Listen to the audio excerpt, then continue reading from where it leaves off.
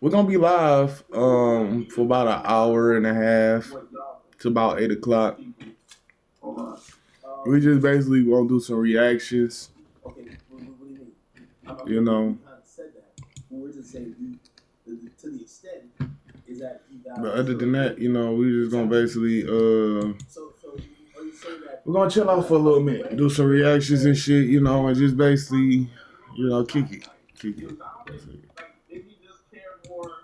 From One Man Could Change the World, that was probably one of my favorite songs on that album because I wrote that about my grandma.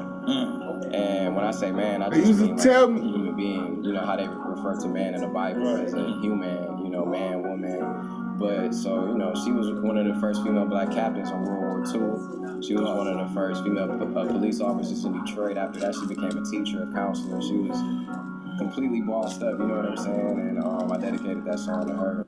I hope you learn to make it on your own. Nah, man. One of my favorite Big Sean songs of all time, bro. Like, when Big Sean actually made this song, man, it was really one of them songs that it just basically got to a nigga. It got to a nigga, man. Like, bro, Big Sean is one of them people who he can make a deep song, but he not really a deep song maker. You know, he not really one of them niggas that make deep songs. So when he actually made this type of song, I actually fucked with it heavy, bro. Like, I fucked with it, you know? So, yeah, shout out Big Sean, man. Shout out Big Sean. And then it's, I don't know if that said 2006 or 2016, but, yeah, rest in peace to his grandma, man. Hey, ask me how much my Wisconsin costs 9 and 11. Okay. If you want smoke with us, we gas them just like 7-Eleven. Okay. These boys broke his head, this chop on me, send bro to heaven. That boy where he be at Diddy parties. Pop out with 2 bad bitches, I promise we at titty parties. She my bellies on the camera, just like she Carly. We make movies outside, bitch, but this is not our Carly. Watch it just like Gimby. Hut the viscera in. Like Mr. Bud, we told them, boy, we put it in. This nigga hard. This nigga hard, bro. I ain't even gonna lie, I like this little nigga. Glock in my hand, I told you won't get up again. He just wants to smoke, them niggas did them living sin. Hey, presidential inside the whip, just like Trump.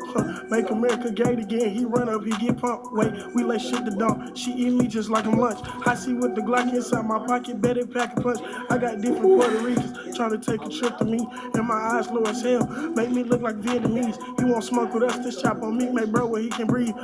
I got money on me, I told you that's what I need. He say stop rapping if you was gay, well I'ma keep on rapping cause I'm straight. Top 2 when I'm out the way, these niggas. Like, boy, it's some talented motherfuckers out here, y'all. Like, real shit, man. Talented motherfuckers out here that really just out here just grinding, bro.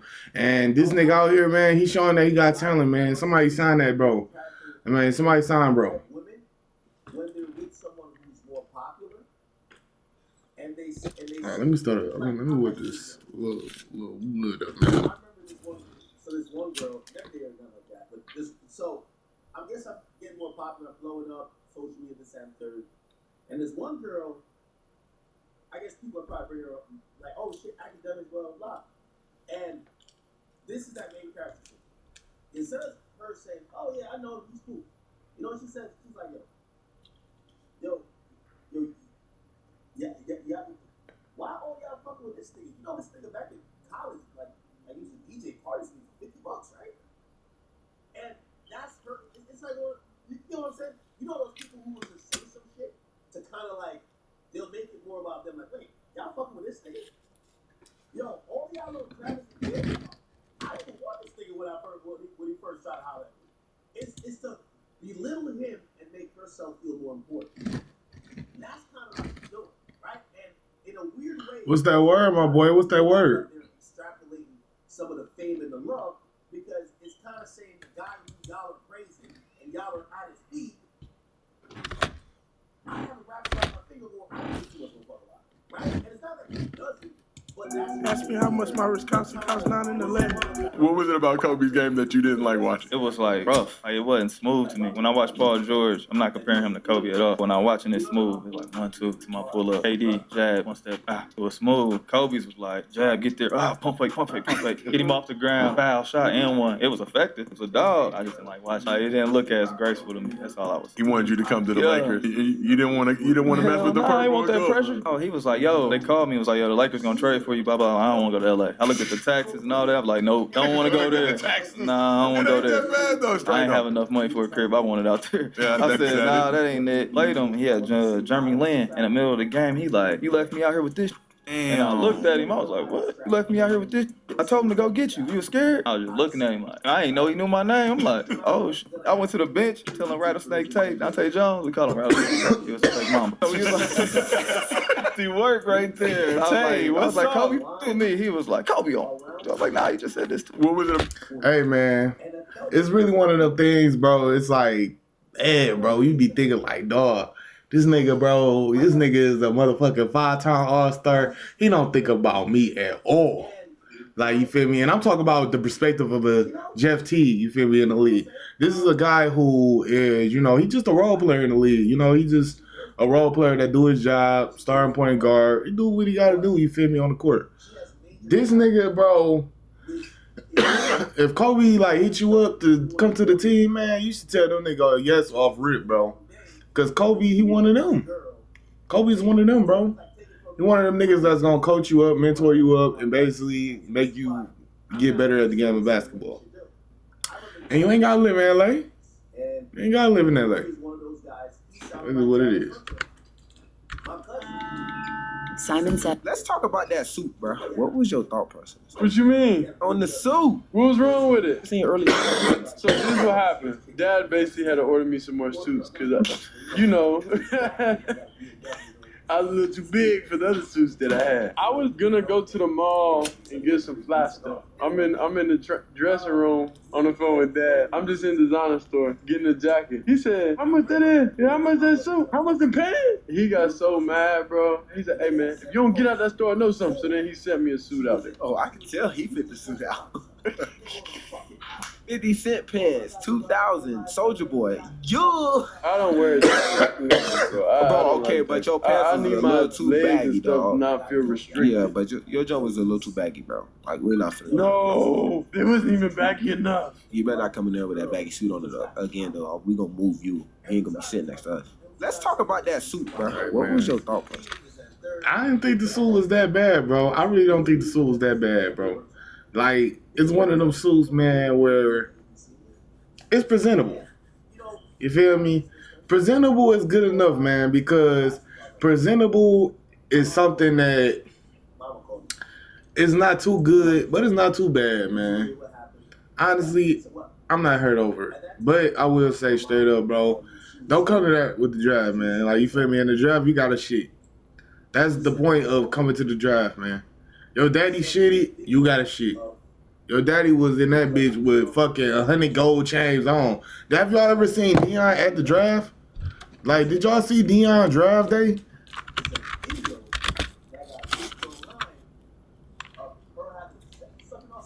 Did y'all ever see Deion Sanders on draft day, bro? Nigga, Deion Sanders was wearing 101 chains in draft day, y'all. 101. Not just one, not just two. 101 chains, my nigga. Look at this man. Look at this man. Nah, man, you got shit. You got shit when you go to the draft, bro. But I see the Heisman shit is like, you know, very respectable event. You gotta basically go there to just, you know, show love to your mans. You feel me? This is a very special moment for him. I get exactly why the fuck he did what he did, you know. But shout out to that boy, man. Shout out to Sadir Sanders for basically going up in there with his pops picked out suit on. But you know. What I don't like about the game, now we hear NBA personnel, head coaches, analytic people tell me a 2-point shot now is a bad shot. I don't understand. So I've quietly over the years just said, I'm gonna watch so that I can understand. But all I know is the best players all shoot mid-range shots. Why? Because you gotta have an imagination to say, what is the defense giving me? Steph is so good that everybody wants to be Steph, but nobody can be Steph. And the basketball is not good right now. And I don't know how to fix it. I know how to fix it. Bring back some creativity to the game. If you look at the NBA, every team is running the same play. We have basically robots running up and down the court. You run to the three-point line, I run to the three-point line. It's a copycat league, but you have to have the personnel to be able to shoot, get the dudes. It's just so disappointing because these are really, really good players, but everyone doesn't play or have the same skill set as Steph Curry. What I don't... Oh. I just want to address this one time. Like, Steph Curry is a great basketball player. Don't get me wrong. You feel me? He has switched the league up to where the league is most dominant, you know, shooting threes wise. But this is why I disagree. I disagree because when you really watch basketball, man, it's not Steph Curry that changed the game of basketball. You feel me? Like Steph actually, like, you know, he shot all the threes. He did his thing. Like, he popularized threes, but he ain't changed the game. The people who changed the game is, I say, the teams that was going against Steph that was trying to match him in threes. Well, teams that was going against the Warriors that was trying to match him in threes. That's who I think the problem became. That's why I think the problem became. Because it's cool when Steph Curry and them niggas basically, Steph Curry and the whole team of the Warriors hitting 23s to 33s a night. It's cool when that happens. But when James Harden and them is shooting 63s on the Houston Rockets just to basically keep up with them 23s that Steph Curry and them is making, that's when it's a problem, chat. That's my opinion about the shit. I feel like straight up it's the teams that centered around stopping this nigga. That's the teams who should get the blame for this 3-point heavy lead that we in, because these teams basically was shooting the 63s just to basically compete with this man, Steph Curry. Just to compete with the Warriors as a general, you know, So that's exactly how I feel about that situation, you feel me? Like, you know, Steph Curry did popularize it. Steph Curry did all that, but real shit, man, it's all because motherfuckers just basically wanted to match that energy, you feel me? They wanted to match that shit. Motherfuckers like, you know, motherfuckers like James Harden, motherfuckers like Damian Lillard, you feel me? Just different motherfuckers that's in the league that just basically shoot threes as good as stuff. And they just basically wanted to match it. They wanted to match them. But yeah, bro, no cap. They're not successful to that level, or you don't realize that even if you're making $2-3 million, you think about making $2-3 million for the last 2 years. After a while, you know, when I say you get tired, not like you said you fucking throw it away, but bro, the nigga probably lonely, right, nigga? Like, that sounds asinine, but the nigga's probably lonely. You think the nigga wants to spend his entire life? He's done this, like, I've watched this nigga stream stuff. The nigga slept on stream on company for about half the days in 2024. You think you don't want a girl that you can probably trust? Yes, he can fuck probably any girl in the world, right? But he probably wants a girl that he can at least lay up with. Sorry, I know it sounds a little soft. I understand. I do understand, man. Castanet, he do need somebody. Everybody needs somebody, bro. Now, I know what's going to happen with this, and I don't speak it into existence even though I'm a war, because I think Ty's audience. Let me tell you this about, and again, I'm only talking about, I've been doing this creator shit for over 15 years. Your audience, and I'll say you this time, your audience thinks they're your daddy or mommy, your best friend, your big bro and little bro, and they think they're your girlfriend. All in one. Trust and believe. I can tell you with each. They think they know what's best for you. I'm in that.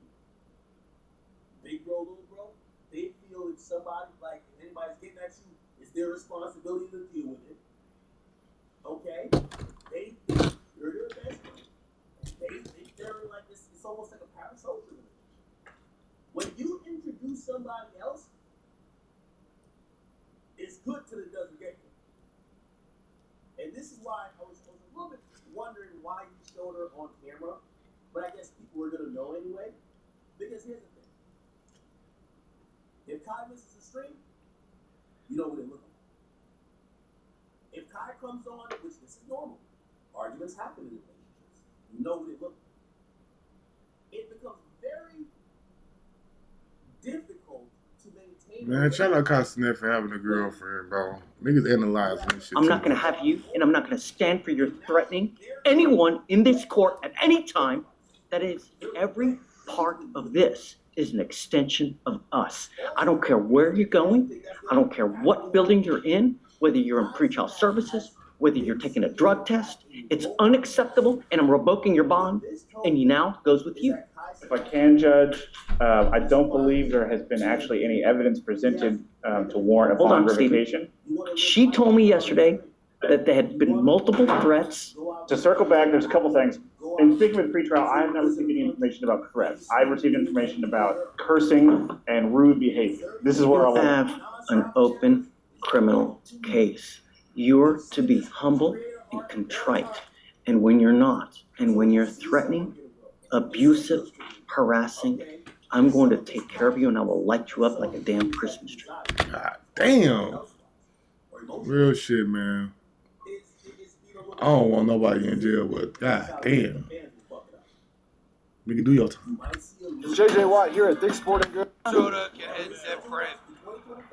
I understand it now. No, you don't understand shit. You don't That's understand Watson. shit. That's Watson. I understand it now. We just put nuts on helmet. We just put nuts on helmet. Thank you.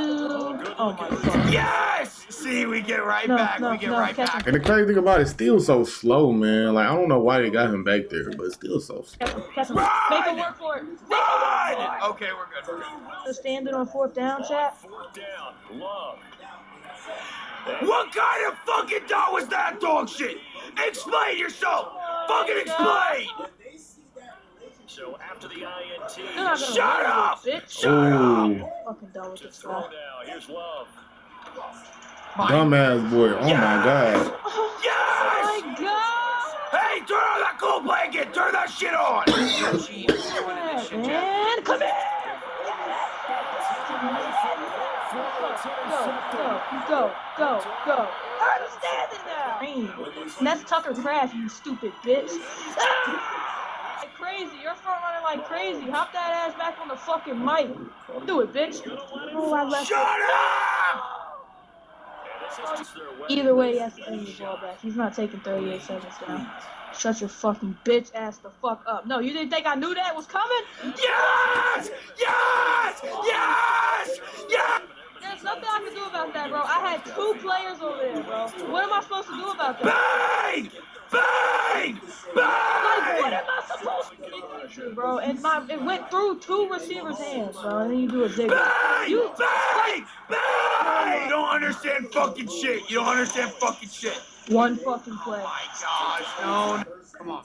Here's Love. Eluding the pressure right. Throw it. No. Catch it. Ooh, it's over. Bitch ass. It's over. My fucking Oh, it's over. fat. Fuck you, fat fuck. Get your bitch ass on my field. Ah! Damn, boy. Oh my god, I hate that shit, man. I hate when I come back and basically a motherfucker still win, bro. I hate that shit with my soul. Like, nigga, y'all not shit. I ain't shit, man. My rookie year, we played against Baltimore, and I remember I got like a inside zone, and I bounced it outside, and I'm running. I just hear Ray like, "Hey, come here, rookie. Come here, rookie. I'm gonna get you." I'm like, "Oh hell no, you not." Doing everything I can. They was telling me like, when you line up a certain type of way, I'm reading that. When your feet is a certain type of way in the backfield, and I'm like, oh, okay, damn. Greatest linebacker all time. And I'm listening to this man tell me that he is paying attention to everything before the ball is even snapped. These is pre-snap reads. I'm like, oh, hold on. Like, you really playing chess. He was. My rookie linebacker. Do you know what's really fun? Thank you. I didn't even know he wasn't my real dad till I was 11. My brother and sister's last name is Harrison. And mine is Shaquille O'Neal. So I asked my mom, are they Harrison? I'm Shaquille O'Neal. She's like, baby. And then she told me the story. You want to meet your real dad? I was like, cool. So we go right back where I came from, the projects in Newark, New Jersey. I'm like, nice to meet you, sir. I'm cool. Got a house, I got brothers and sisters. I'm cool where I am. And when I turned 18, the other guy showed up. At first, I was kind of upset with him, but after my dad passed away, my mother called me and she said, you need to go see your biological father. So we're starting to become closer, but I don't hold a grudge because my life went the way it was supposed to go. I lived a really good life from a guy who's not even my biological father. He made me who I am today. I didn't even... Hey, man, shout out to the fathers that step up, bro. Shout out to the fathers who basically understand that, man, this son that we got right here, or this kid that we got right here, you got to basically raise this kid right. And you feel me? You need a father alone to basically teach him manly shit. And I respect it, bro. Like, real shit, man. I respect a father that will basically go out there and actually step up and, reach out and show love to the kid, man. Because a lot of kids, they need that. They need a father figure. They need someone who gonna give them that acceptance. They're gonna give them that guidance, bro. Because kids soak everything up like a sponge. I always say this shit. Like, kids soak everything up like a sponge, bro. So if you have them around something, they most definitely is going to learn from that environment. They're going to see something from that environment that they like and going to implement it into their life. So, shout out to Shaq's stepdad for just taking care of him, man. And just understanding that it's bigger than just basically a motherfucker who just nut in the girl and just basically just go along with his day. It's bigger than that, you feel me? This shit is a fucking kid that need guidance, man. And all these kids need guidance, bro. So, yeah, shout out to the stepdad. And shout out to the father, man, for basically, being strong enough to be able to meet his son again and just, talk to him. And just be able to be cool with him, man. Because, on both sides, for real. Because, Shaq, it's kind of hard, bro. It's kind of hard when you basically grew up without this nigga and you basically see this nigga, it's kind of hard. And then for the dad, just because of the fact that, you feel me, your son this big NBA star, this big NBA entity, and you just gotta, you feel me, you be having guilt like a motherfucker. That's all I'm saying. You have guilt just for basically having this kid and not even being in this kid's life. Because just imagine, y'all, if you have a kid and your kid is fucking Shaquille O'Neal. Shaq. Your kid is Shaq. Just imagine that. Just imagine that, bro. Real shit, man. Shout out to the boy, bro. Shout out to the boy, man. The first take he did is the actual complete song. I didn't know he was gonna do that, so I only had these like 8 bars at first. As he kept going, I was like, oh shit, this has to be longer. So I started doing this, repeating the sections, and then as I'm looping it, everything just freezes. The song is still playing in the headphones, but I can't move the mouse, and I'm just like, damn, this is gonna kill it. He is already pretty much all the way through this entire song, and I know if it cuts out, we'll probably just end up going home right now. Oh, fuck. Shit. Bitch. So we were all just like, oh. Then everything just came right back to unfroze, and then like 8 bars after that had just magically appeared. Yes, Shaq, what shit, I'm getting really rich. See, I'm good cause I'm really with the shit. That bitch was a hit. I will say, bro, like, you feel me? Obama had a hit with that one. I mean, Shea Wiz had a hit with that one, man. What's the most you've seen a player owe another player? I was owed $9,000. Celebrating too. Yeah, big dog gotta give me that money. And he wrote that check, looked at it, it said $2,000. And I said, you owe me 7 more. He was like, nah, we even. Christian Laettner back there was like, it was Jerry Stackhouse. He lost 9, he said he owed 2. Take 2. The last person that tried to stand his ground got choked out. So, hey, AJ, appreciate you, big fella. Who want to play? What's the most you've seen a player owe another player? I was owed $9,000. Celebrating too. Yeah, big dog gotta give me that money. And he wrote that check, looked at it, it said $2,000. And I said, you owe me 7 more. He was like, nah, we even. Christian Laettner back there was like, it was Jerry Stackhouse. He lost 9. Hey, man, that nigga like, hey, bro. He don't really usually give niggas $2,000, man. So real talk, just accept this $200,000. I mean, just accept this $2,000, bro. Cause this nigga, he not one of them type of niggas, bro. Like that nigga give a nigga 500 and be like, hey, we even. So you know he actually got some respect for you, Gil, if he give you $2,000. So yeah, man, real shit. JJ Watt here at Dick's Sporting Goods to help you. Because they're actual Africans. They're like actual chicks. And they don't care. 30 St. Petersburg, Florida? Does that ring a bell? Oh. Checkmate. Damn, it sounds like a library in this bitch. What's going on? You sitting there all quiet like a church mouse, dog. God damn. What was that you were saying? See, I bet you didn't wake up this morning thinking the chick was gonna do that to your ass now, did you? Now let me ask you another question. Who is Is that you? Don't tell me that's you, big dog. Not like this. You don't look like a Usually are nice people. You look more like a Ryan. You know, Ryans are hateful people. I'm sorry. My bad. I just want a piece. You're really gonna ruin a 14-year-old life over on the TV? No, get the fuck on with that 14-year-old shit now. The fuck on with that 14-year-old shit. Don't basically come in this motherfucker talking spicy to me, talking crazy on some shit like you basically gonna try to get this clout and basically do all this shit. Then when I confront you and I say something in a professional way, or not even a professional way, because this nigga, he just said his own address and his whole name. But, like, real talk, he ain't do nothing that bad to that little nigga, bro. He ain't do nothing that bad. But this little nigga, bro, I hate when them little niggas be on some, but I'm 14, bro. Like, shut the fuck up, man. You ain't think he was 14 when you first did the shit, man. Fuck off, bro. But, man, kids is kids, bro. We're gonna let kids be kids. They gonna be, like, you know, trying to get clout and shit like that always. Because, you know, motherfucking kids want clout. But, nigga, don't be trying to flip the script and shit when you basically was talking shit first. Listen to me carefully, you fucking recessive chromosome. Okay, don't play the victim now. You knew exactly what you was doing. Because they're actual Africans. They're like actual chicks. Like, bro, see, and they don't care. He over here talking spicy, like, nigga, don't talk spicy, bro, on the internet. Then get mad when motherfucker really find out who the fuck you are, and then now you copping pleas and shit. Like, bro, stop doing that shit, bro. Keep the same energy. Because what happens when you was calling us fucking monkeys and shit like that? What happened? Africans fucking monkeys and shit. What happened? Like, get the fuck on with that shit, bro. 30.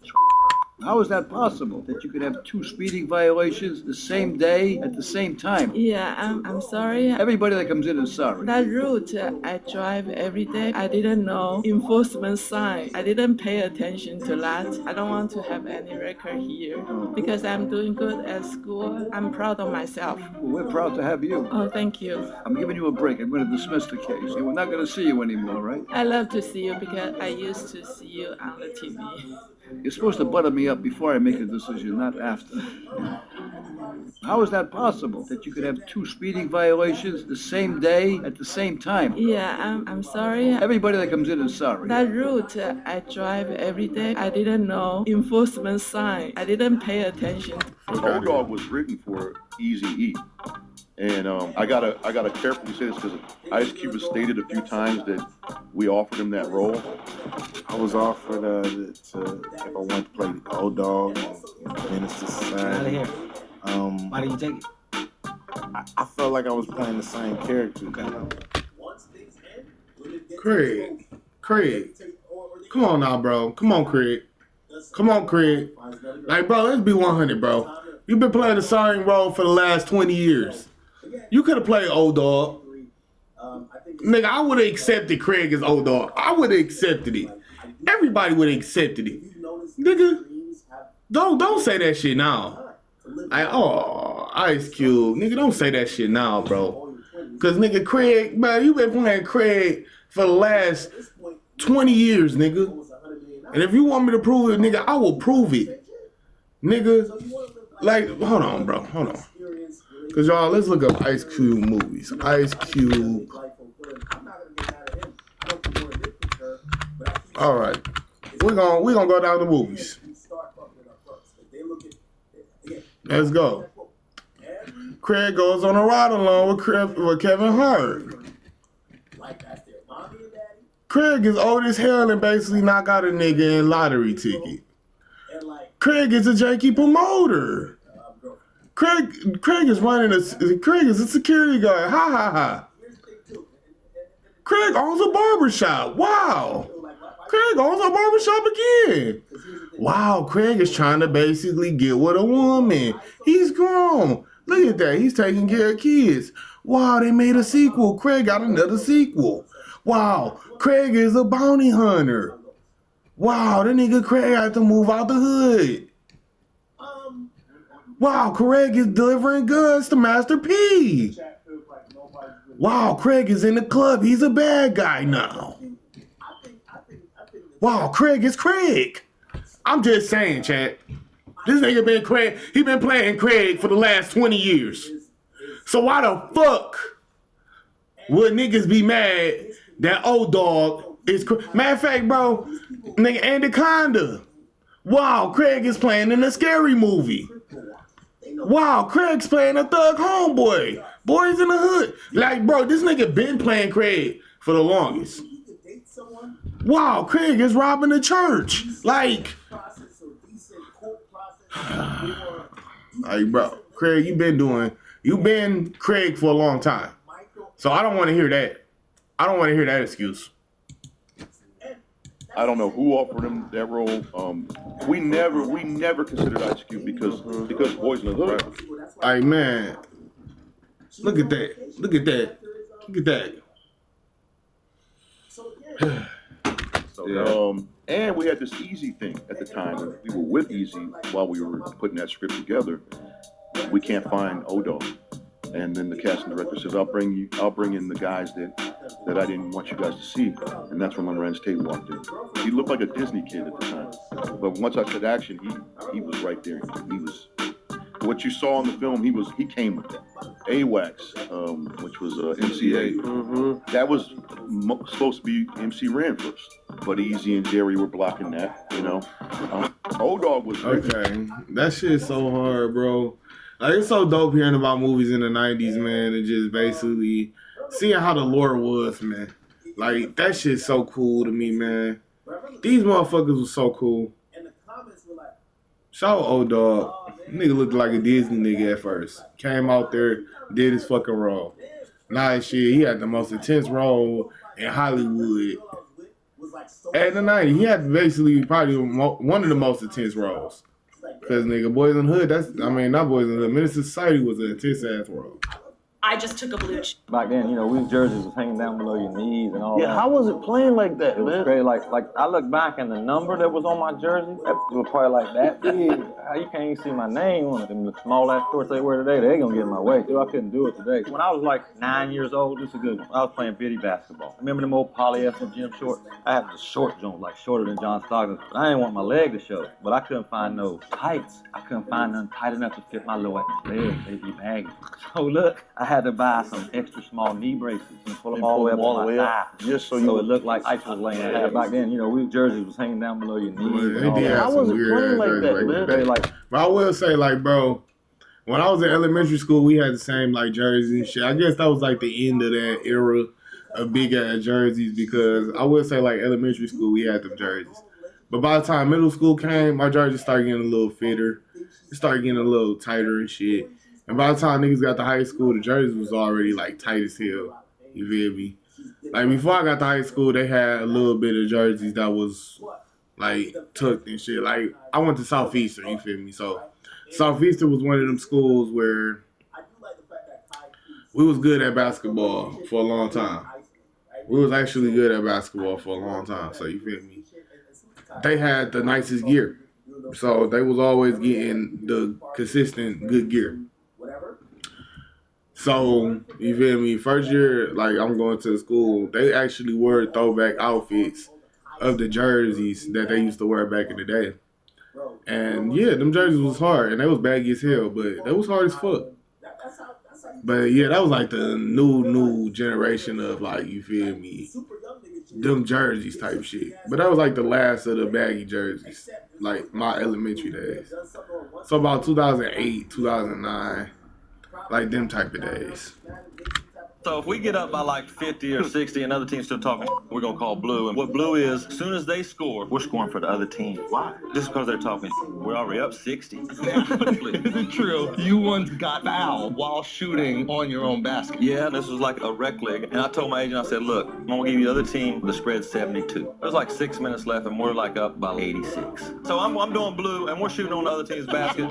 And now the other team's getting mad. And like the third or fourth one, they come and try to play D and don't let me get the ball in bounds. So I finally get it in and I'm dribbling up the court and I turn around real quick and shoot it back in their basket.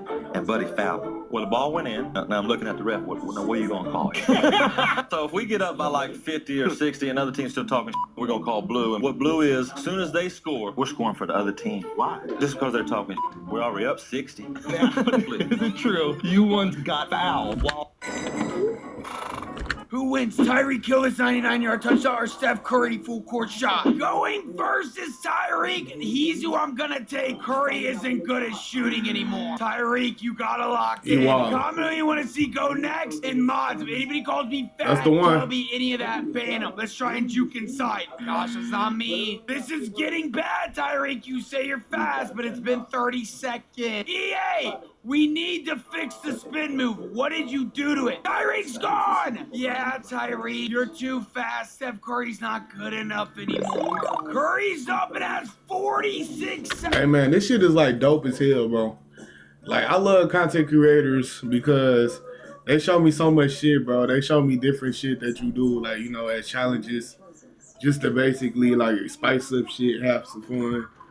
I like this shit, man. I like what he doing. Seconds to win this. I respect those. Curry, it's already been 20 seconds. Make a full court now. Yeah, this is why I chose Tyreek to win this. Comment who you want to see next. Curry, you have 20 seconds left. Lock in. This is just disrespectful to the sport, Curry. What are you doing? You got like 2 attempts left, Curry. Lock in. Go in. Oh, he won. Who wins? Tyreek Hill his 99-yard touchdown. He won. That's the crazy part about it. He was talking all that shit about Steph and he won. Fuck out of here. Your dad was working at KFC. Yep. Top Dog went in to rob KFC. And Top Dog got a gun. Your dad somehow thinks, I'm going to charm him. He figured he'd get on these niggas' good sides. Free chicken every time Anthony posted in line. 2 extra biscuits. And Top Dog liked your father. True story. And did not rob the KFC because of your dad. Anthony liked him and didn't let him slide. They didn't kill him. And now you're working with Top Dog. Funny how life is, right? You take 2 strangers and put them in random predicaments. Give them a soul so they can make their own choices and live with it. 20 years later, them same strangers, you make them meet again. Inside recording studios where they reaping their benefits. Then you start reminding them about that chicken incident. Whoever thought the greatest rapper would be from coincidence? Because if Anthony killed Ducky, Top Dog could be serving life while I grow up without a father and die in a gunfight. Your dad was working. Let me tell y'all something, man. Let me tell y'all something. Kendrick is one of the best rappers of all time. You feel me? I'm still on the Drake side. Don't get me wrong. I am on Drake's side. But Kendrick is one of the best rappers of all time, man. Like, I would talk about Kendrick in a good light because of the fact that, you feel me, I respect the man as an artist and I want him to succeed and do the best that he can, but it's like motherfuckers being, like, this fight, niggas been wanting blood and all this shit, and it's like people that niggas grew up watching. This is people that niggas grew up listening to their songs, man. Like, I don't know where y'all was at when niggas heard Good Kid, Mad City, but yeah, it was a pivotal time in my life, you feel me? It was a time that niggas was growing up and just basically seeing the world, you know? Kendrick was just one of them people who showed me that the whole world is, you know, it's not just basically Detroit. Like, I thought straight up, bro, me being from Detroit and being, like, in unfortunate circumstances, not being rich and shit, I just thought straight up that it was just us. Like, you feel me? It was just us in Detroit, bro. We the only people fucked up for real, you know? And I was a kid at the time when Good Kid, Mad City came out. And, like, you know, he came out with his album, Good Kid, Mad City, and I'm like, damn. So, on the other side of the country, in California, it's basically hoods in that bitch, you know? And I ain't think of, like, you feel me? Because back in the day when I used to watch Menace to Society and shit like that, I ain't think like, oh, this is Cali. I ain't think that. You feel me? I ain't think that. I was just basically one of them people who was just looking at it as, man, Detroit, the hood is hood. Ain't nobody fucking with it. This is just Detroit, you know? But come to find out, it's hoods all around, man. It's basically places all around that's, you know, fucked up just like Detroit. It make me relate to them more because it's like, damn, motherfuckers really doing something. But then, like, you feel me, when he basically came out with this album, showed me that, then I started listening to people like Chief Keef more and shit like that. So it was more like, you know, it started coming more like, damn, you feel me, people outside of the states, I relate to them more if they from the hood instead of, you know, if they really not, you know. And that's how I got my, you know, playlist and all that shit, you feel me, the people that I could relate to and shit. Because at the time, I will say, like, when I was listening to rap at this time when he made Good Kid, Mad City, I was listening to people like, of course, Drake, you feel me, Kendrick, Chief Keef, Meek Mills, you know, I'm trying to think of some more artists, but you feel me, it's been a long time. You know, but I was listening to a lot of artists back in the day. But it was really because, like, you know, just because I could relate to them. They were more relatable. You feel me? But no, Kendrick one of the best rappers of all time, man. We just need to really get off of this Drake versus Kendrick shit, man. Because this shit getting out of hand, bro. Like, this is niggas that we grew up watching. Do you have a job? What are you doing with it? Dude, it's not funny. You're using all kinds of dope. You've got no job. What the hell are you going to be doing in 30 years from today, man? Oh. You know?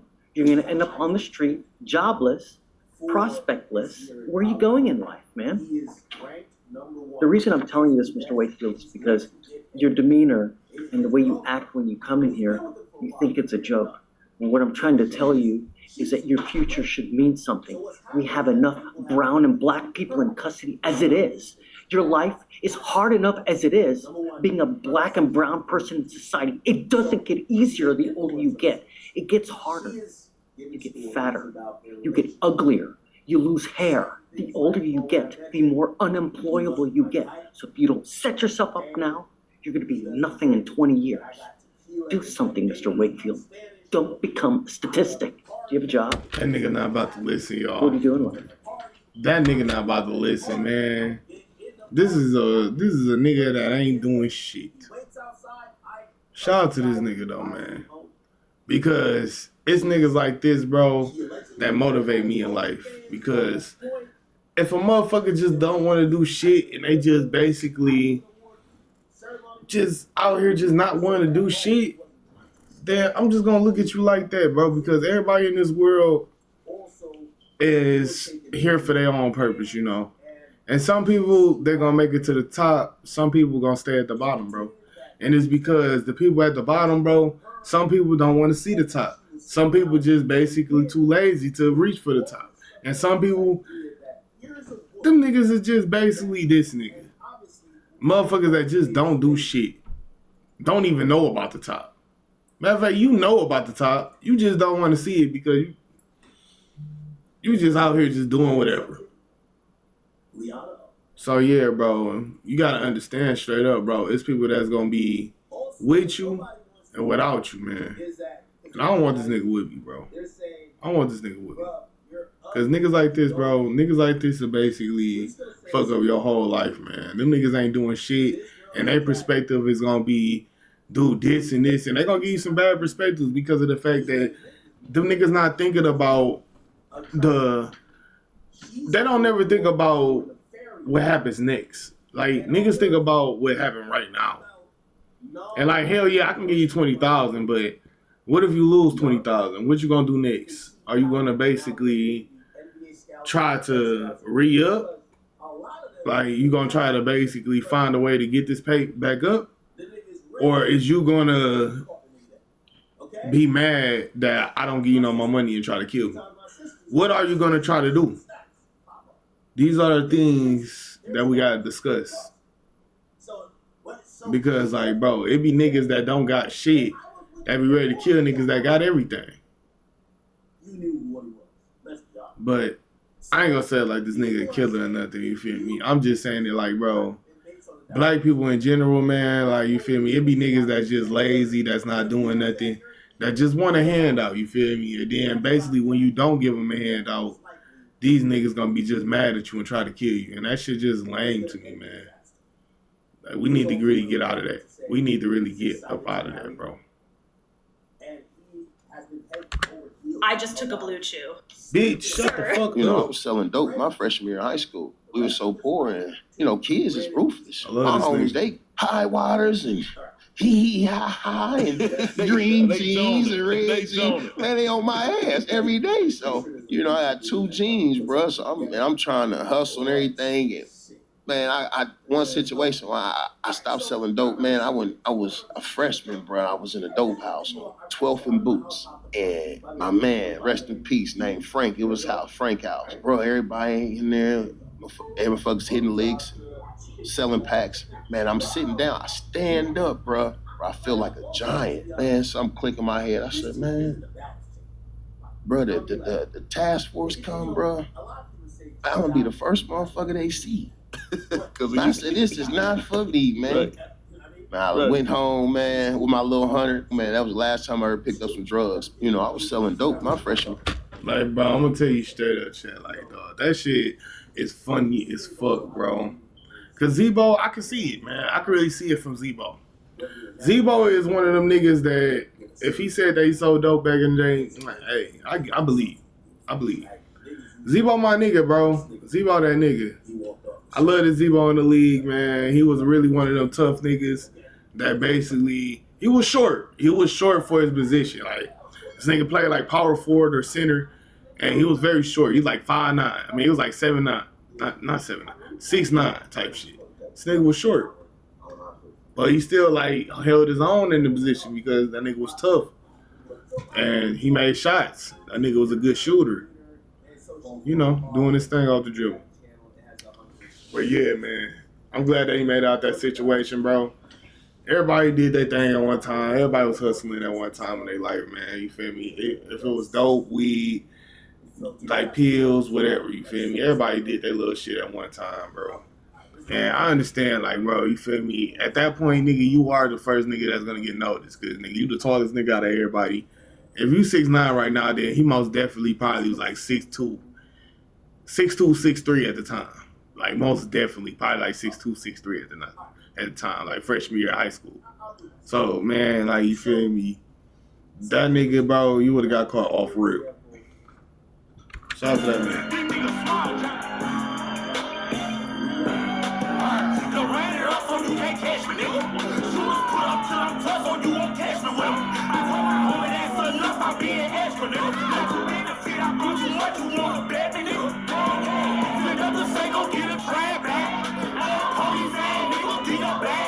You talking?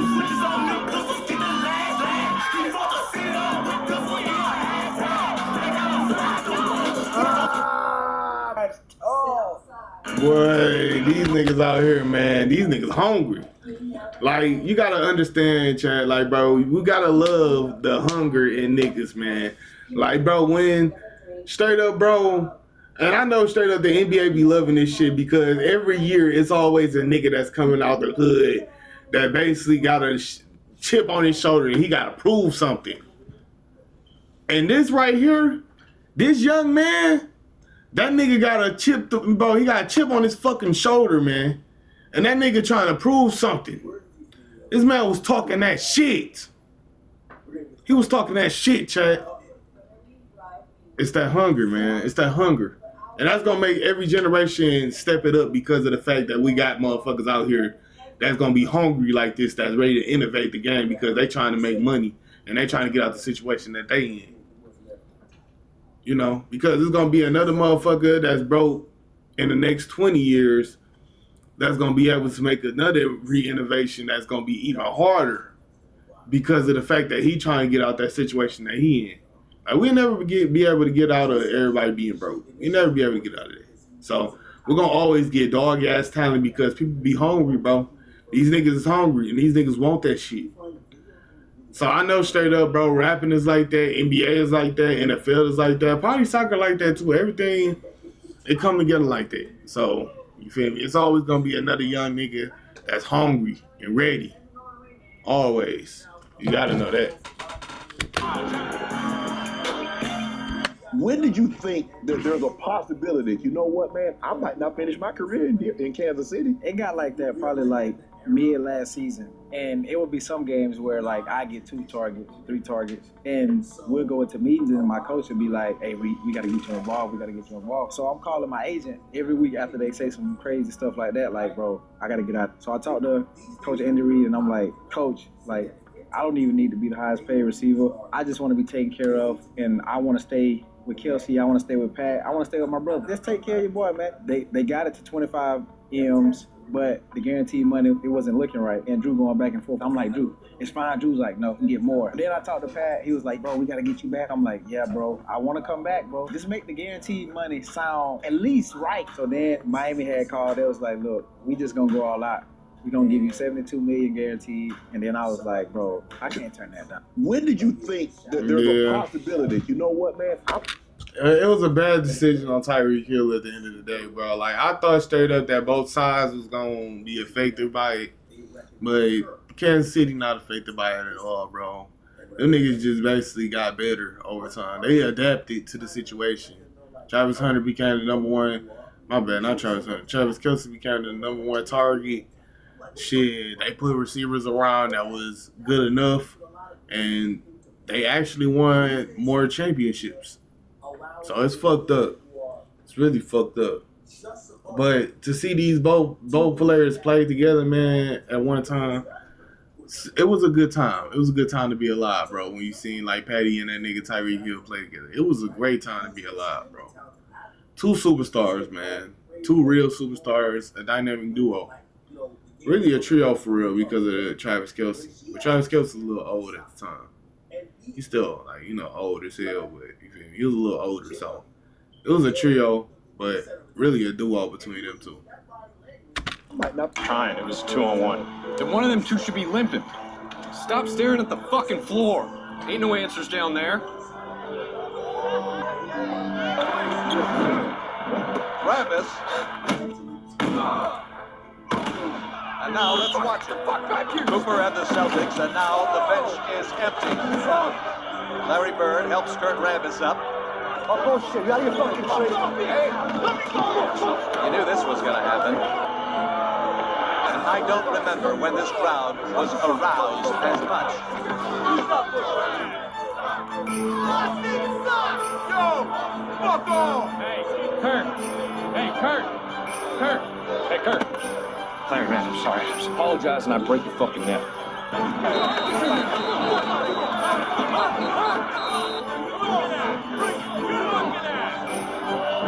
We got him. Trying. It was 2-on-1. One of them two should be limping. Let me ask you this. They go, Michael Good ass show, though. taking a bum Cavs team to the finals the way LeBron did. Now keep in mind, no, it's not a good point, because keep in mind what I just said. Mike took a infested bum Bulls team, and he lost in the first round to the Celtics. 5 Hall of Famers, then champions. You don't think Mike could have took that Cavs team to the finals in a conference that wasn't as strong? That's why they called it the Eastern Conference. When LeBron was in the East, it was at its weakest. When Jordan was in the East, it was at its strongest. The defense, the physicality, the Knicks, the Cavs, the Pistons, the Pacers. Because back then, the Eastern Conference was a monster. A lot of them ate on LeBron's watch. Who ate on Mike's watch? Once he started winning from 91 to 98 and with a 2-year hiatus for baseball, he allowed motherfuckers to eat. Let me ask you this. They go, Michael couldn't have taken... I will say, bro, Michael wasn't taking that bum-ass Cavs team to the finals, bro. I do get what niggas saying. That, bro, you feel me? Michael, he had to wait his turn. And when Michael waited his turn, I think it's all about timing.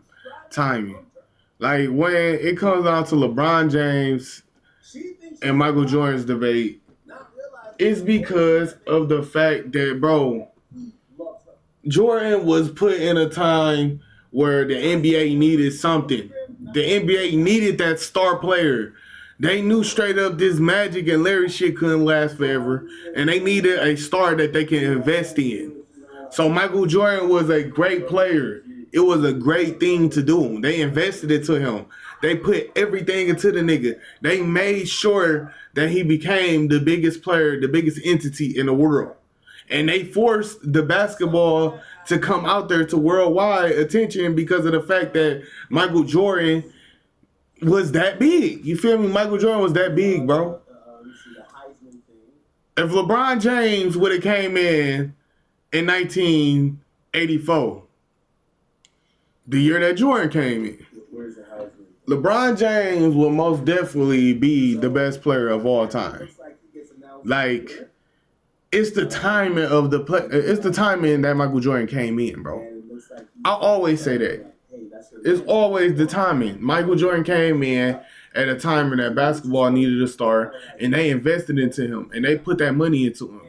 Because right now, like, you feel me, Michael Jordan, you feel me, Michael Jordan is a great player, but he's not better than Bron. Like, he's not better than Bron. Like, LeBron James has been the guy since he stepped on the court in 2003. And it's been crazy because he has slowed down in the last 2-3 years, but he still haven't lost a beat. The nigga's still one of the best. And me, I'm a Kobe fan. So, you know, a real Kobe fan is going to basically tell it how it is, you feel me? I'm going to basically say, you know, the real shit about LeBron, you feel me? And I'm not about to dick suck the nigga. But, like, real shit, bro, he haven't lost a step. The nigga been a man since 2003, and he haven't lost a step. But he wasn't in there as the time, bro, the timing wheel was to the point that they invested that money into Michael Jordan, like, you know. And at the time that LeBron James basically came in, they was at a counterpoint, you know. They was basically investing into Kobe because they thought Kobe was going to be like the next Michael Jordan. So they was kind of just investing to Kobe on some, we're going to push this man, you feel me? We're going to push this man to the spotlight. So they had all this media centers and everything just talking about him and trying to just big him up. And then you got other people that were just coming in and doing their thing. That was just, you know, good teams at the time, Steve Nash and them. Like, you feel me? We just had teams that was good at the time. But, yeah, LeBron didn't start getting that push until he went to Miami, bro. Like, you feel me? The league started pushing him as this is the number one player. Like, he's the number one agenda. You feel me? Because they was doing that Kobe shit, you feel me? Kobe won 2 championships. He did his thing. Went to 3 championships, won 2 of them. That was the end of, like, Kobe era. And then when LeBron came to Cleveland, all eyes was on him when he came to Miami. All eyes was on that man. And, you know, they invested the right money because straight up, that first year he was shaky as hell, lost that championship, but he actually won 2 more with them niggas. Then, you know, he ended up, you know, a couple years fell off of the bracket of winning. But he ended up winning the best one in 2016. So, straight up, bro, he got the best championship win of all time. He got the best longevity of all time. The number 1 scorer of all time, too. So, when we really think about all that together, LeBron James is the best player of all time. You know? But Michael Jordan was in a better placement. You feel me? Michael Jordan was at a time where the NBA needed a star and they needed to invest. So, Michael Jordan did his thing. He had to wait his time, too. He had to wait till Magic and Larry got old. But when it came, he did his thing. But I still say LeBron is a better player. We grew up in an era where it was centers. It was big guys every night. Rick Smith, Benoit Benjamin, Duck Worth, Sabonis, Robinson, Patrick. You had Akeem. When you think about Deke, man, he was part of that big man alliance that you talk about. Yes. We don't see anymore. You know, we don't see the defense, the rebounding.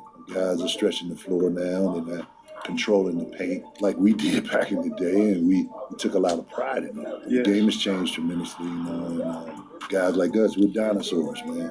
It's not emphasized anymore. Do you see it ever coming back? To answer your question, I think the Joker has kind of revolutionized our position. He's got the footwork and everything, same stuff we used to do, but the way he passes the ball, occasionally he steps out, he shoots that 3. There's timely shots. It's not a heavy volume of shots. I don't like to see bigs. Heavy volume of 3s because you're not using your size to your advantage. We grew up in an era where we centered. Real shit, this is what I'm gonna say about big man, you know. Big man is probably the most sought over position in basketball right now because of the fact that they at a critical time.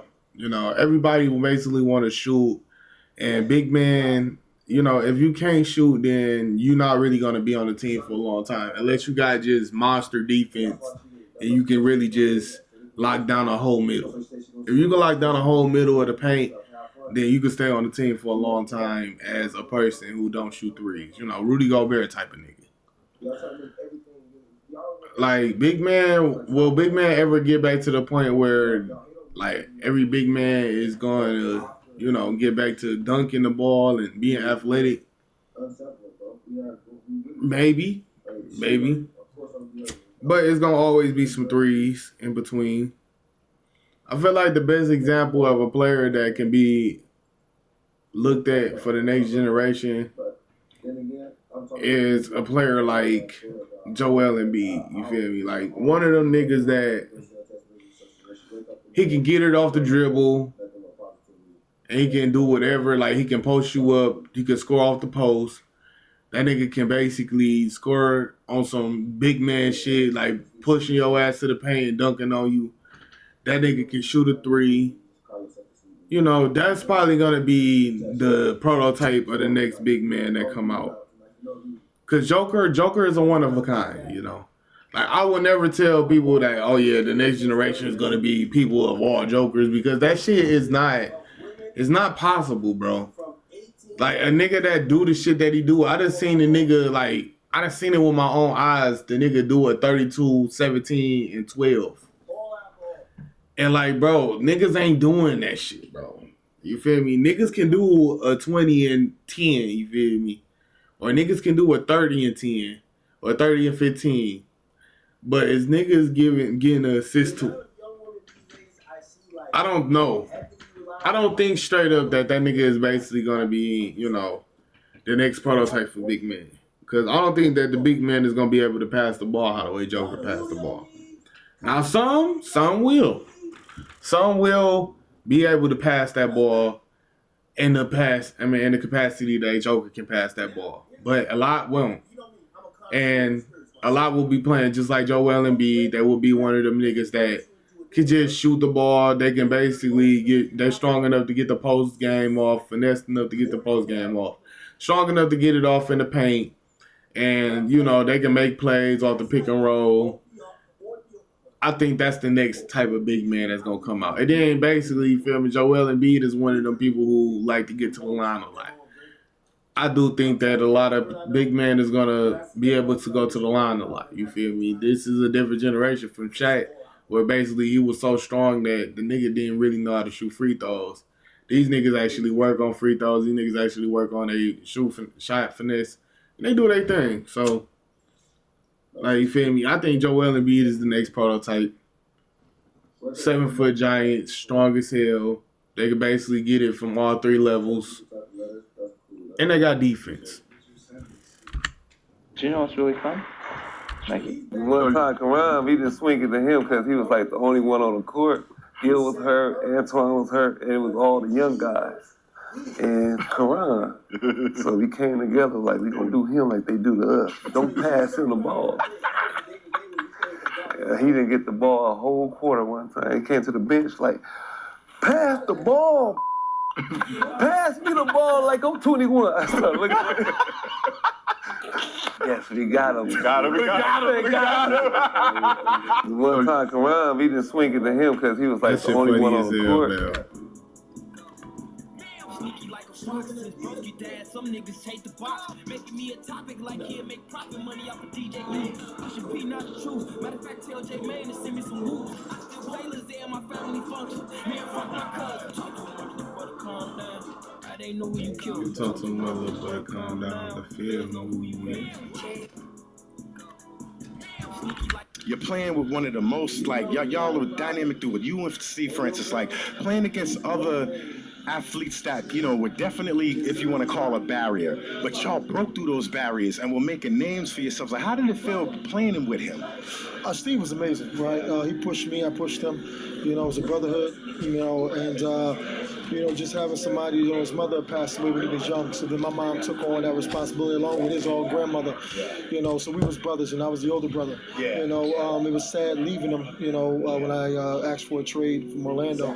But when you went to the Rockets. I was at the Rockets, and then I went from him and I went to Orlando together. And Got you, okay. I asked for a trade from Orlando, and I went to Sacramento. So, then I lost the brotherhood. Being around each other every single day was a little different. But kind of growing up in the NBA together was a big thing. You're playing with one of the most y'all are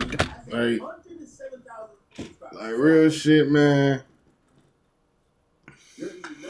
Like some teams, bro, don't need to get broken up because of the chemistry, bro. Like I understand that some people be wanting to get up out of there so they can make more money, or they just basically getting up out of there because they can't get the communication right.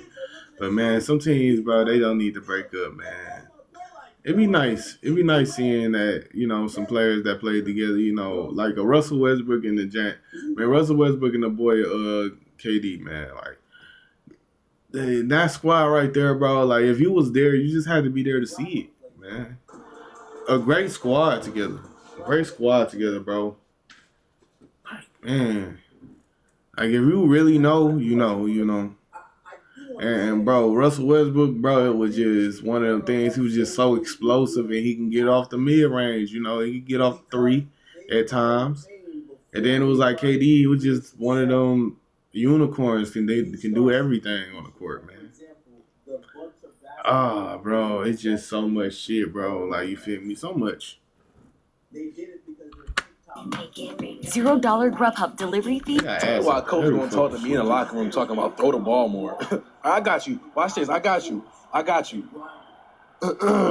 Who's open? Who open? Nobody. We can sit here all day. I ain't gonna lie. I said I got you, coach. I'm gonna throw the ball, man. I got you, bro.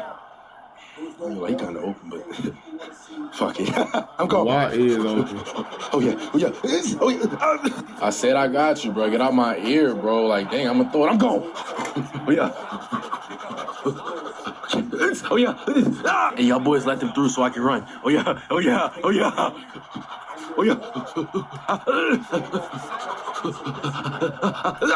Hey man, stop calling for the ball. Hit a block. Come on.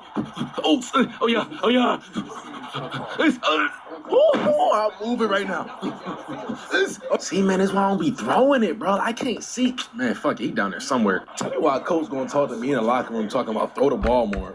So he come, get out the car. I shook this nigga hand and everything, bro. I walk in the crib, a nigga tell me out there, 600, you don't know who that is? I'm like, hell no. Hey, man, you might want to look that nigga's name Charleston. This is right Charleston. I stand on the porch. He in the crib now. In the crib, I'm standing on the porch for like 20 minutes watching the interview where he's saying Von the devil was some weird shit. That's the only thing I've seen at this point now. So I walk in the crib, bro. Now I'm like, hey, what you got against Chicago niggas, bro? That nigga looked at me, sized me up, said, man, I ain't never met a Chicago nigga in my life. I said, well, you is right now, and I'm BD, and I'm Von homie, so what's that shit you be? He instantly get into some, oh, y'all killing black people. That's the video they seen where he talking there, where he doing this, and he video where I'm telling them, like, hold on, because now he getting too animated from me. I'm trying to talk nice with you and tell you, like, you need to stop doing that shit that you doing. I'm telling you as a man, like, you saying you ain't never met nobody from Chicago, the shit you talking about is disrespectful. These people that we love, this shit that we really going through, and you don't understand us. So why the fuck you just ain't try to sit down with somebody and understand us type shit? So he come, get out the car. I get it, bro. Like, I really do get it, bro. Like, Charleston White, he talk on situations that basically, you feel me, a lot of people, it's just something that you just got to stay out of, bro. Like, stay in your own lane, bro. Stay in your own business. But that is his lane, just basically talking about different situations that go on and trying to give out free game. Like, he got a different type of lane out here, man. And, like, it's good for him to do his thing, I'm happy for him doing his thing, but he do need to get out that shit, bro, because it really is niggas that's out here that feel some type of way and really do something to you. You feel me? I know he protected, but, man, like, it's motherfuckers out here that's even crazier, bro. So, and Chicago, one of them cities that got them crazy motherfuckers, so you gotta understand that. I'm not a side piece. I don't stand for any of those things. I support women, so.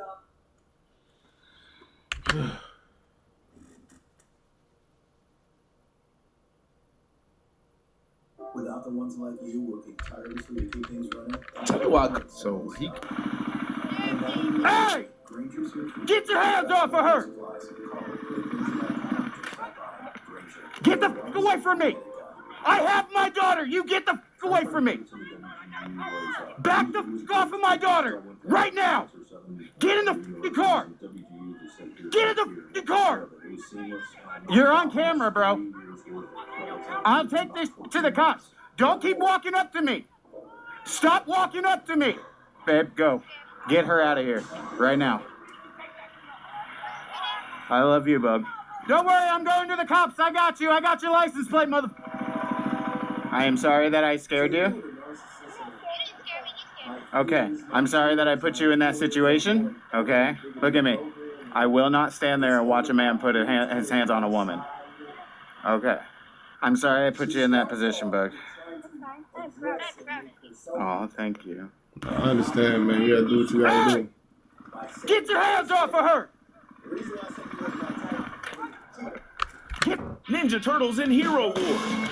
The legendary RPG Hero Wars welcomes new heroes to the battlefield. Unleash their full power in thrilling battle. So when you got the check, what was one of the first things you bought? I had got my teeth done. I had some choppers in my mouth. My real teeth are like baby shark, and so I got my veneers. Your teeth is like probably the biggest part of your appearance. I used to like talk with my mouth closed. I'm just now getting out of it because I got pretty teeth now, but like I used to talk with my mouth closed. Like I used to be like, like I didn't want people to see my teeth. You got your teeth done, you ain't gonna get a whip? I had got a whip last year because I'm not a driver. I got my license when I was 18, but I just don't like driving. So when you got the check, what was one of the first things you bought? I had got my teeth done. I had some choppers in my This is Rookie Shaq versus Rookie Alonzo Mourning. Anderson slashes, leans into Wingate. That won't go. O'Neal catches and dunks. Floor very well and getting the ball to the open man. O'Neal draws the foul. Mourning used the body to get free. Right up over him and was able to power up for the basket. The first time that I'd ever seen that spot where someone picks someone up, falls over, stands back Mark up. Henry spot. The Zoe shit was... We doing offensive rebound drill. We going every single time. And every offensive rebound you give up, you have to like run it up and back. So we got like 12 offensive rebounds, right? Those motherfuckers was pissed. And then Zoe was pissed off. What? Yeah, he was talking to you. What do you mean picks you? You was talking the most shit. Of course. So he says something to Kenyon. Then Kenyon says something back to him. I saw your fight with LJ. Nigga, you in trouble if they let you go, because I'm gonna knock you the fuck up if they let you go. Because you was out that motherfucker swinging like this, nigga. I was I've never seen somebody look so calmly. Hey, that nigga was swinging wild as fuck. Like, boy, get the fuck up out of here, nigga. If I see, boy, dip straight up in your shit, nigga. Stop playing with me. Fucking Alonzo Mourning, big ass, being held back by 3 people trying to come at him. And this motherfucker didn't take a step back. He's like, let him go. I was like, yeah, I ain't fucking with Kenyon no more. He looking for a fight. I'm not going nowhere. Hold on, what? Hold on, what? You want me to go? Hold on, what? I better go. Who better go? Man, do you, bro? Gracefully, bro. Forgive me, bro. Forgive me, bro. Forgive me for shooting you in your face. That's what I'm saying, bro. Tell him pull up. Tell him pull up. Tell him pull up. It's all good, bro. What up, bro? You get you and your dog. I asked you to leave. You want to go and leave, bro? I'm not going to leave, bro. I told you. You don't want to leave. Say, bro, if it was your thing. I ain't if it's this. That's if. That's if. That's if. That's if. That bitch down. So when it come up, bro. I'm telling you. I come on my pants, bro. It's gonna be. I ain't scared. I'm telling you. I ain't scared, dog. I'm not going nowhere. Hold on, what? Hold on, what? My era of music was the toughest era in hip-hop ever. When I put out songs, I had to go against DMX, Jay-Z, Eminem, Lil Wayne, 50 Cent, Luda. All of us are fighting for one spot. Well, how do you feel about Eminem? I don't like this big nose ass nigga at the bottom, man. Because, bro, I told you so. Man, get the fuck on, bro. Get the fuck on, bro. Like, I hate them I told you so ass niggas, man. I'm like, no, bro. It's not the hardest era. I'm gonna tell y'all why, but let's hear it. Fly little comments about me on himself, you know what I'm saying? Yeah, but you know me, I don't play with candy, you know what I'm saying? I eat M&Ms, flat out. So Eminem had the #1 album from June to July 2002. Then he got knocked out by Nellyville. You held it whole month in that #1 spot with that album. M is more like close to our clan. I like M, and Nick Cannon is my brother. So I'm gonna leave that there. From 99 to like 2008, 10, it's the hardest era ever. My era of music was the toughest era in hip hop. Nah, man, nah. I'm gonna say the toughest era in hip hop, bro. Real shit, man. Was. Hold on, I'm sorry, man. My fucking eyes went crazy. Boy, so look, I feel like the hardest era in hip hop for real was actually 2010 to 2020. And I'm gonna explain why 2010 to 2020 is the most hip hop era. It's because the rise of the internet, you feel me? We had at the beginning of the era in 2010, Drake was throwing out his first project, you know. And this was so, and I'm basically saying Drake because he's a person who put out an album in 2019 and he put out an album in 2020. So you feel me? I can actually say him all the way around. But this is not just about Drake. I promise you, this is not just about Drake. It's one of them things where his first album got put out and it was digital. I mean, it was not digital. It was basically to the point you had to buy it on a physical copy. You feel me? By the time 2020 came, it's all digital. Like, you feel me? Some people buying Drake album, but most of this shit is gonna be digital now. And I feel like this is the hardest era because of the fact that we changed music. You feel me? We changed it. You feel me? We seen everything. And then you cannot say that we had ass artists. Like, we had some people who didn't rise to the top, but you feel me? We got plenty solid ass artists that came out in our generation. You feel me? This is some shit that people look at y'all look at and say straight up like, oh yeah, you know, maybe them niggas did have y'all had some dog ass rappers, like, you feel me? Y'all had some attention. But we had the social media, so we had way more attention than y'all. We had way more money than y'all. And bro, to be honest, nigga, I feel like, bro, our new artist was way more hungry. We was way more hungry. Like, you feel me? Niggas that came out in the 2010s, like Young Thug, he was hungry. Nigga wanted to do this shit hard. He wanted to make this shit happen. Like, we had niggas that were way more hungry. So I'd say 2010 to 2020. But we will say straight up, bro, hey, I'm not going to be one of them niggas that say that shit forever. Like, if it's another era that's better, then it's another era that's better. But the 2020 eras, this 2020... through whatever, 2020, whatever, this era not really that good to me, honestly. They lost hip-hop. They really, basically, by the time 2010 through 2020, by the time 2020 came, hip-hop was the #1 entity in genre, in music. You feel me? And I promise you, nigga, I looked up the stats. I seen it. No, we was the #1 thing. You feel me? Like, all the way, you feel me? You gotta really think about that shit, bro. Like, from 2010, hip-hop was not the #1 genre. 2020, hip-hop was the #1 genre. Like, y'all was commercial. Now, 2000s was very commercial. But, come on now. It ain't beating the clout era. It's not beating the clout era. And this is before the clout era, and I call this the fame era. Like, I feel like 2010 through 2015 was the fame era. 2016 to 2020 was the clout era. You feel me? Both of that shit right there combined, we had the best era of hip-hop. No cap. We had the best era. And we had great music that came out of our shit. So, I disagree, Nelly. I disagree. Automatic crash. Think fast. 64 blue, 19 red, 21 black. Hold up. Principal Lewis, I think Think fast. What'd you eat before the game? Food. Larry, who's gonna guard you? Okay. Morning flurries.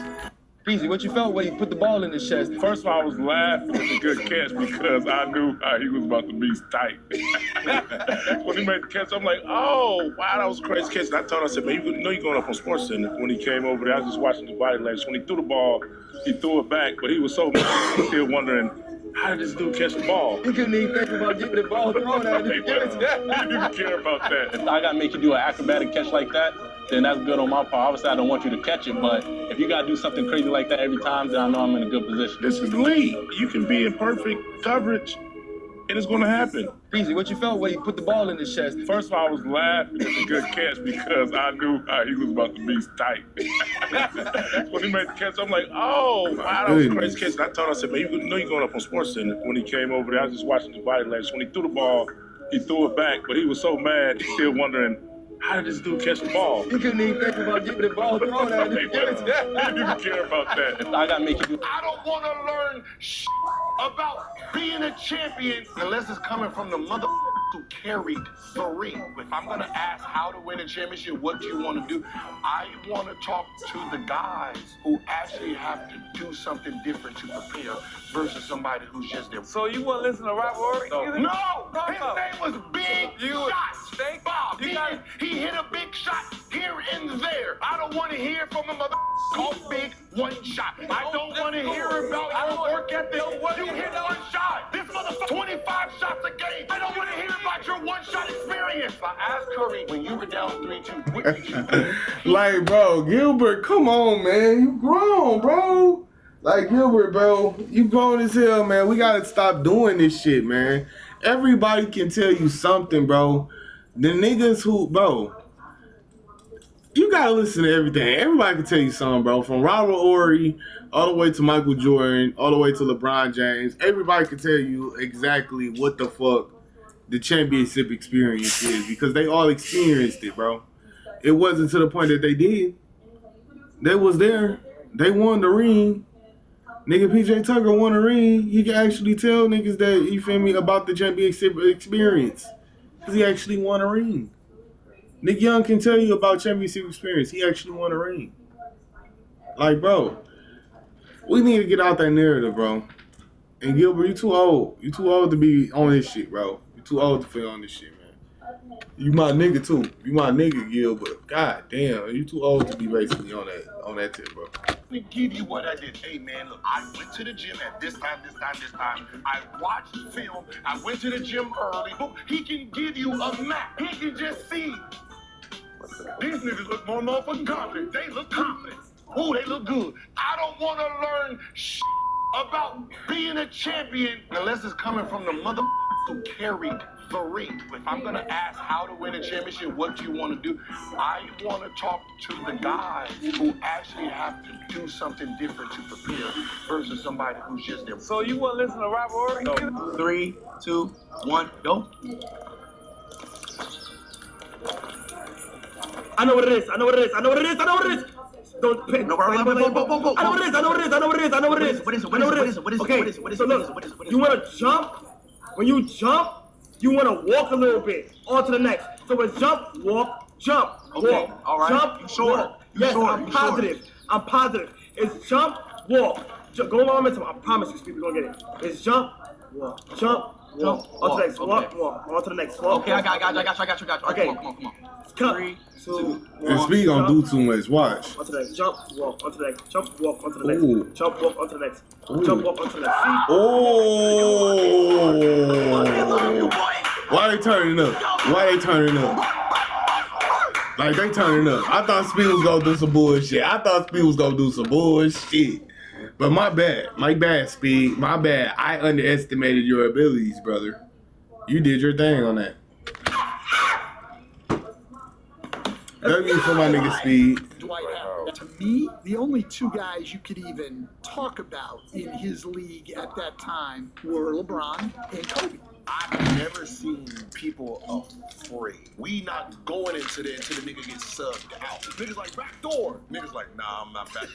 And I'm sitting here watching every day like, this nigga's the best nigga in the league. Hands down. We playing. JJ Redick at the 2, I'm at the 3. You made us look like we played defense. We in Miami. losing. It was just like, open up the gate. Let Bron or Dwayne come in there. I'm going to hit hard one time. They're not going to come in. They're going to shoot jumpers the rest of the game. Stop it. That's Bron James. I tried that shit. D-Wade kept dunking on niggas. Sure enough, Bron tried to come at that motherfucker. All you heard was, boom! That's all you see. That's all you see. No jumpers. Ain't no layup, no nothing. We came back and won. I mean, we was playing Boston, and you over here laughing at Shaq. You too big. And I'm saying, like, no one talked to Shaq like that. Dwight Howard. To me, the only two guys you could even Man, Dwight Howard in his prime, that nigga was so nice, bro. And Dwight Howard prime for real was like about 2008 all the way to like about, damn, he had a short prime for real, bro.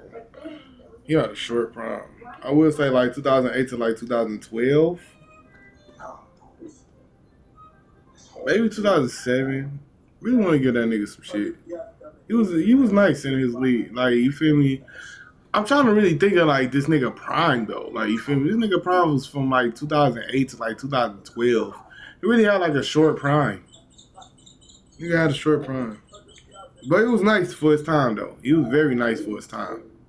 He just started like, you feel me, fucking up a lot. Start fucking up a lot. Yeah, like 07 to 11. Like about, you feel me, like a 4 or 5 year prime. But that shit was crazy when he was doing that shit though. It was crazy. I wish he would have like did that for LA. I wish he would have did that when he came to LA, but he didn't do it. That shit was sad. If somebody front you, something out the kind of they heart, you stop answering the phone. Then you stop going places you normally go. You on the run. So now look what you got me doing. Now look at what you got me doing, man.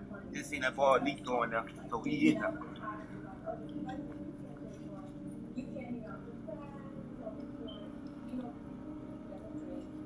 Whoa. What's down with it? Where that boy at, man? Come on, man. Get him out the house, bro. Come on, get him out the house, bro. I got to hit him with that iron. No, stop. No, don't stop me. I got to hit him with that iron. I do it for me. Come on, man. Got to hit him with that iron is crazy. What do you owe you? I bet he answered the phone for you. He answered He answered the phone. That's what I'm saying. I think about that, Nick. He stopped answering for me. What do you owe you? 1,800. I got that for you. Nah, Nick, you ain't finna keep paying this dick out, Nick. No, You ain't finna let me slap him. Oh, I'm gonna have to get to you. Just let me put my hands on him, and I don't want no money. Just let me put my hands on him, nigga, and I don't want no money. If somebody front you, something out the kind of they heart, you stop answering the phone. Then you stop going places you normally go. You on the run. So now look what you got me doing. Now look. 2017 NBA Finals. What the hell was you doing? I've been waiting to really like dissect it because I've been asked this question in certain situations, but I never felt comfortable enough like I do obviously in this element to say what I really wanted to say. The game is tied. There was 5 other times earlier in that season we were put in the same situation. First thing we do, we get the rebound, we call timeout. All right, bet. Get the ball to Brown, space out, we're gonna make it work. What better chance we got? Long story short, don't go that way. 2017 NBA Finals. It was 99th Yeah. in the top 100. What offense are you getting at 99? I always wondered that. I was 99, but I wasn't 99. The reason I was 99 is nobody knew me because I didn't play AAU like that. Right. So me and Dunleavy was on the same team. He was a point guard, I was a shooting guard. Just give me a ball. Us two was dynamic. Anybody that was on that list got barbecue. And when I went to pump camps, Ray and I was on our team too, so it was the 3 of us. I'm learning footwork and fundamentals from the 2 white boys. We in high school working on game plans. Like, all right, I played against him. He only goes left. He likes the back door. He like half spinning, so fake the half spin. He gonna keep coming back. So we basically just scout reporting each other. And we did that our sophomore, junior, and senior year. So I didn't really play much to be seen. It was 99th Yeah. in the top 100. What offers are you getting at 99? I always wondered that. I was 99, but I wasn't 99.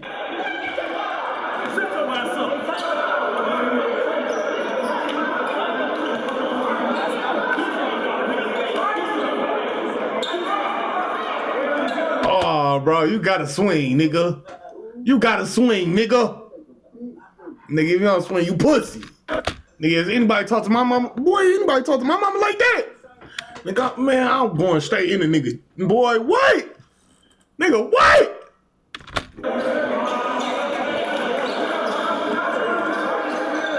Nigga, what? And he playing it like he an anime nigga or something. But why this nigga playing it like he an anime nigga, anime villain or something? Like, bro, this nigga playing it like he an anime villain. Ha ha ha ha. I just said something about your mother. Ha ha ha ha. Like, god damn, this nigga is crazy, man. What the fuck is going on? God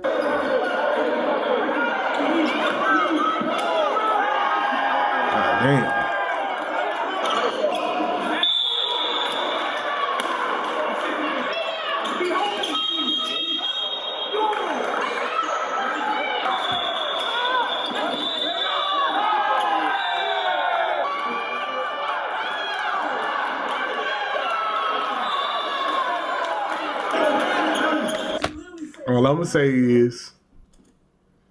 All I'm gonna say is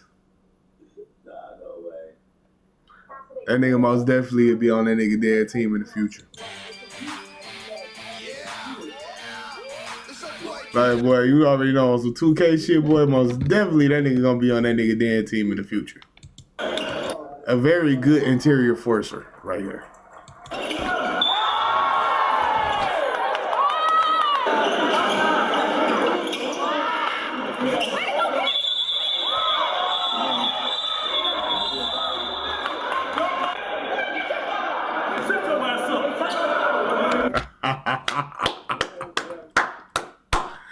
Like, boy, tell that nigga straight up, bro.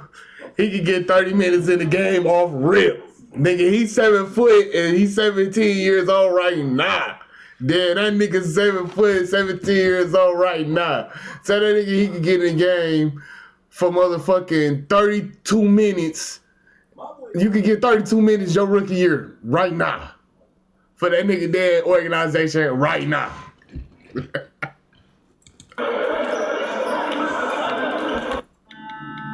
Simon says, upgrade.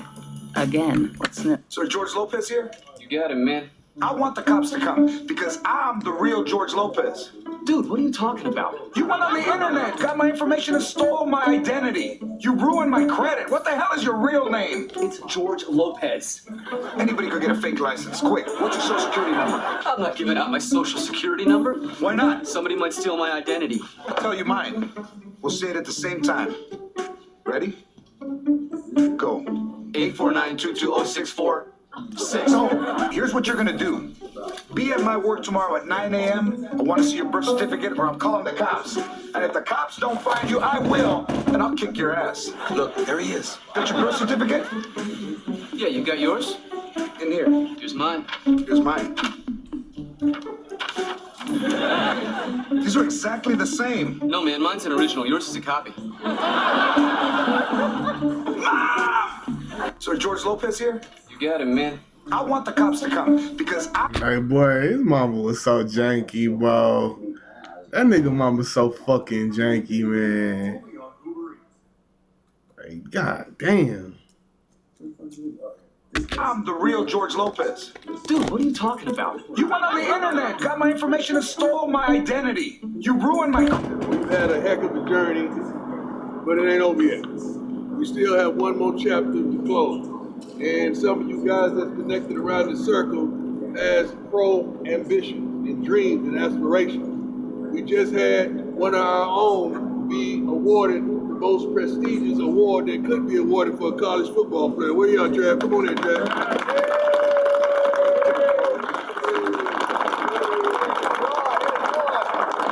He thanked you all. He gave you the appreciation and respect that you all deserve, but it could not have happened without you all. But guess what? If it happened for him, why can't it happen for you? Three. Why can't it happen for you? Three called me, hit me the other night. He said, I'm next. Am I right? What I responded and said? All the way up to it. The way you practice, the way you prepare, the way you study. If it happens, we've had a heck of a journey. Shout out to that nigga Travis Hunter, man. Dope as hell, bro. It's dope as fuck where you can basically go back to the school, man, and just look at your niggas like, man, I did that shit, y'all. I did that shit, man. They've been working the whole year for that shit, so everybody been working to see that nigga win Heisman, man. That's that boy Travis. Hey, Bunky, I don't know how much longer I can make it in this heat. I'm gonna make a Twix McFlurry when we get in from yard, bro. You think you don't want one? Hell yeah, PG. It's hot as hell out here. What you need me to do? All right, just get some ice from the trustee. Let me hit him up. All right, for sure, then. I got you. You did a whole prison yard commercial, nigga? Commercial ad, nigga?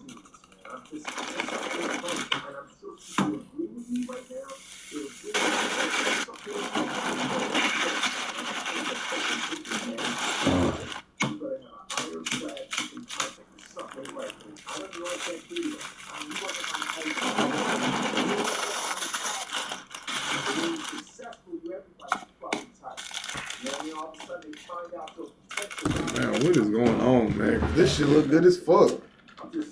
Wow, damn, they're stabbing nigga on the yard for this motherfucker, man. Hey, Bunky, I don't know how much longer I can make it in this heat. I'm gonna make a Twix McFlurry when we get in from yard, bro. You think you don't want one? Hell yeah, PG. It's hot as hell out here. What you need me to do? All right, just get some ice from the trustee. Let me hit him up. All right, for sure, then. I got you. I didn't set a nigga up on the yard, man. This shit is crazy. I'll be on there with that nigga, bro. I'll be on there.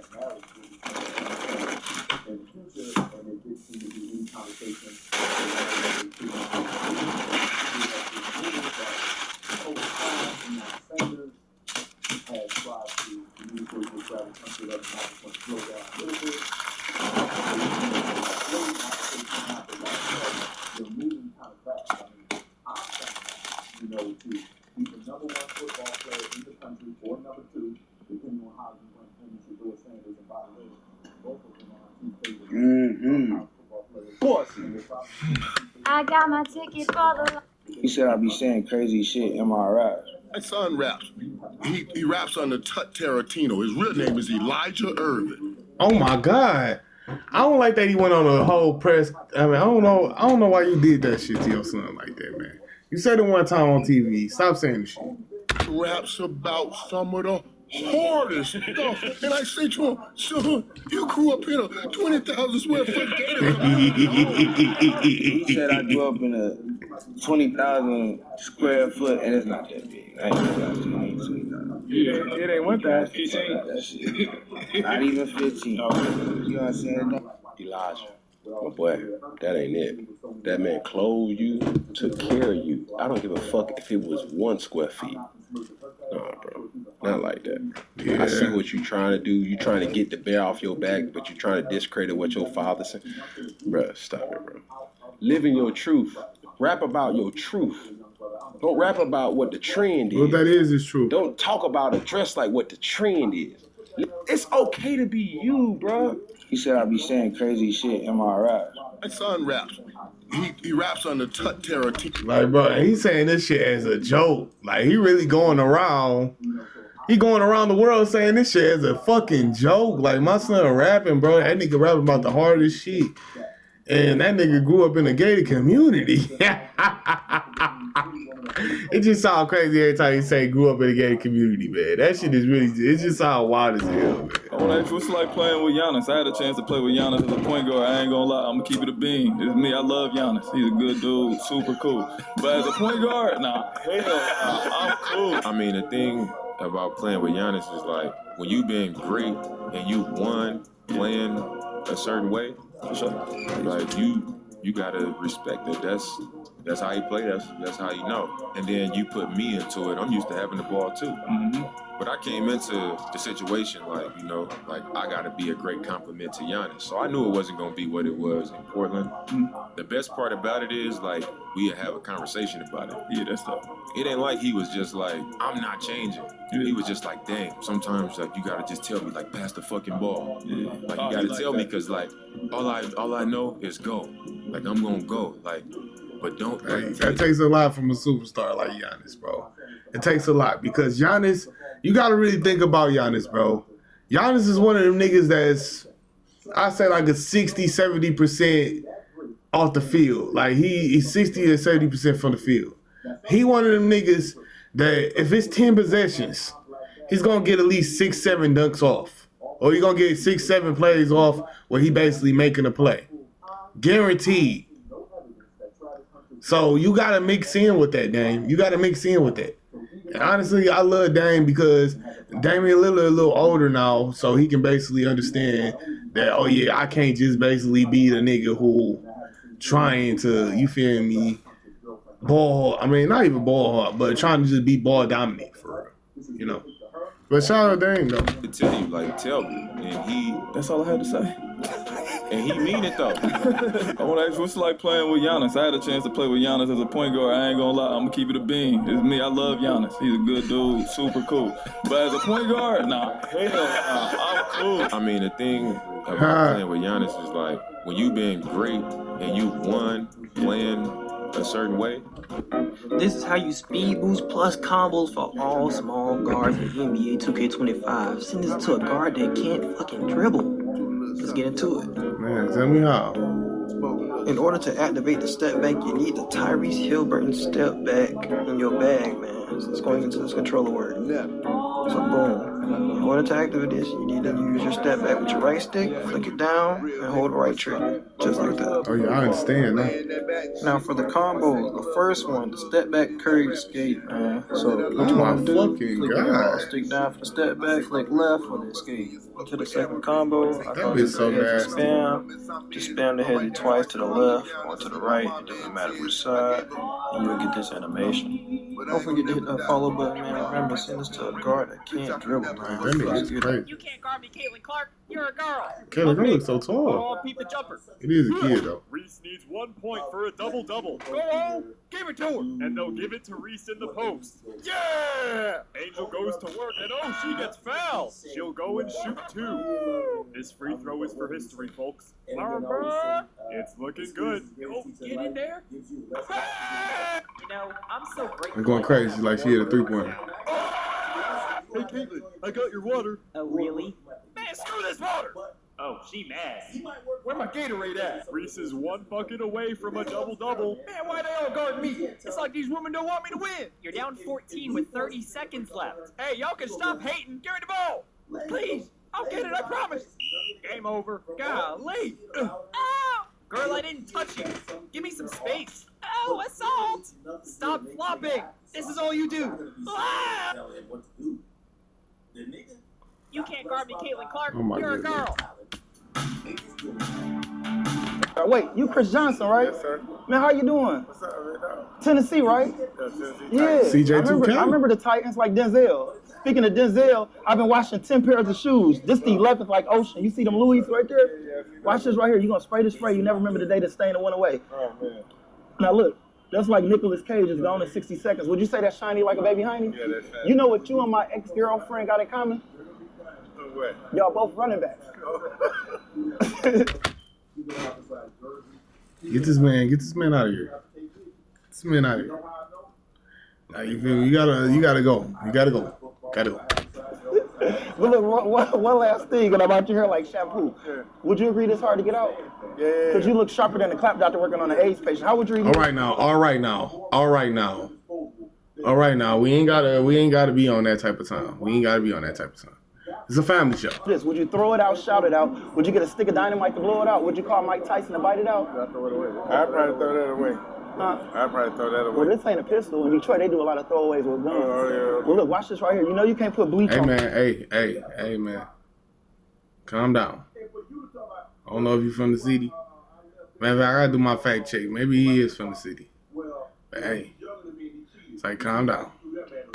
Colors, right? Right. This safe on colors. That's why we didn't sell none of Sammy soap. Did you just spray that shit on his face? Hold on, chat. We need to go back. I'd probably throw that away.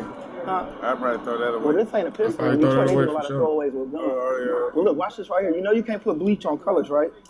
yeah. Right. This safe on colors. That's why we didn't sell none of We Sammy did. Sosa. But look, you spray the spray, you go back and forth like a bad argument. Would you say that's quicker than the New York Minute? Wait, you Chris Johnson, right? Yes, sir. Now, how you doing? Pay attention, The moron. real CJ. Show me you whore.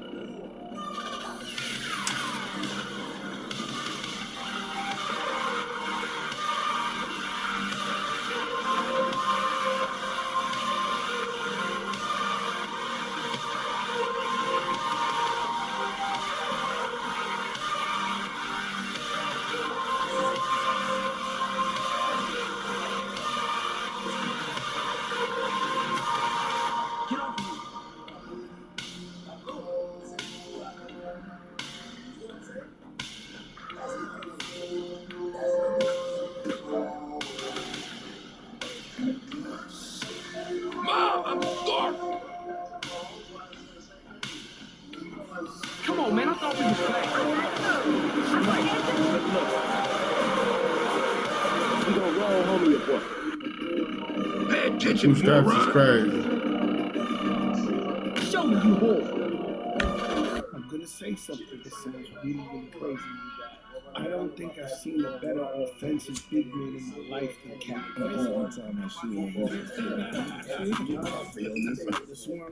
I've sat in the game and watched Cat do 10 moves.